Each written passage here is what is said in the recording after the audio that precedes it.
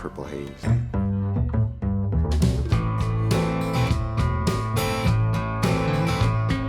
And then because of Hendrix, I kind of made a loop and I started playing blues. And I found B.B. King, and I found older players like Son House and Lightning Hopkins. I love Lightning Hopkins. And a lot of those older players that rock and roll was based on. It just made me want to be, play music for, and do this, what I do now. I've always wanted, this has always been what I was going to do, always. Documentary, the guy kind of sums it up in the sum where he's like playing with these legendary musicians, these legendary guitarists, and one day and the next day he's a janitor at a job.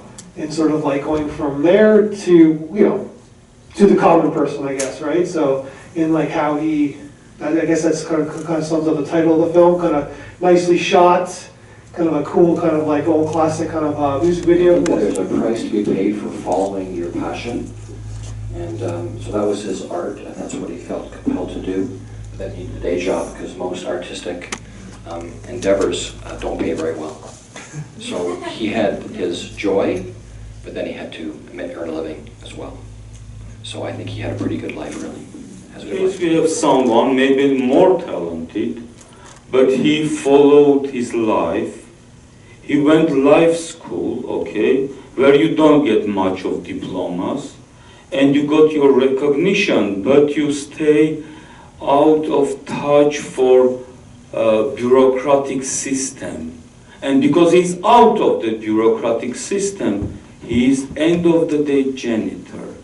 What we are looking here is very irony of the life. At the end of the day, he stays behind the curtain.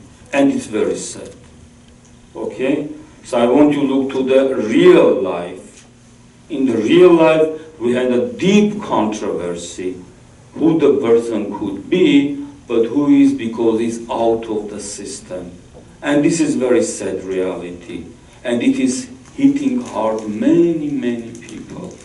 This is a challenge of urban life. I've noticed the same thing, but from a different angle in regards to, I have so much respect for musicians because they are willing to take on any type of job that they can find to make sure that they can pursue their passion.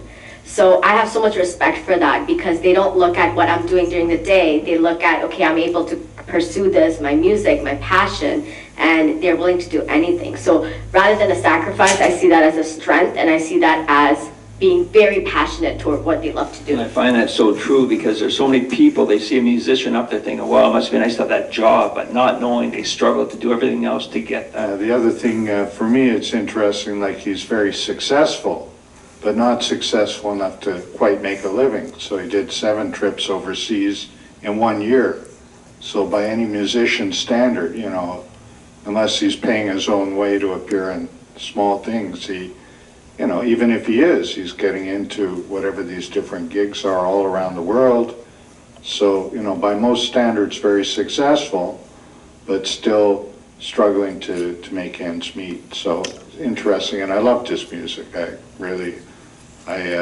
got his name now, so I'm going to be trying to find out more about him. In some respects, it's a mirror image of the first film.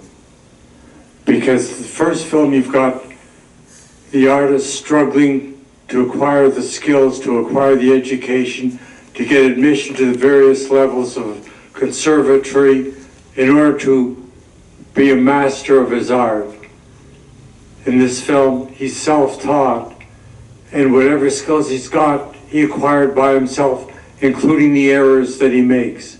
So he can't go beyond where he is. And he's accepting his fate in the same way that the character in Raw Tuba accepts where he is with dignity and without ego.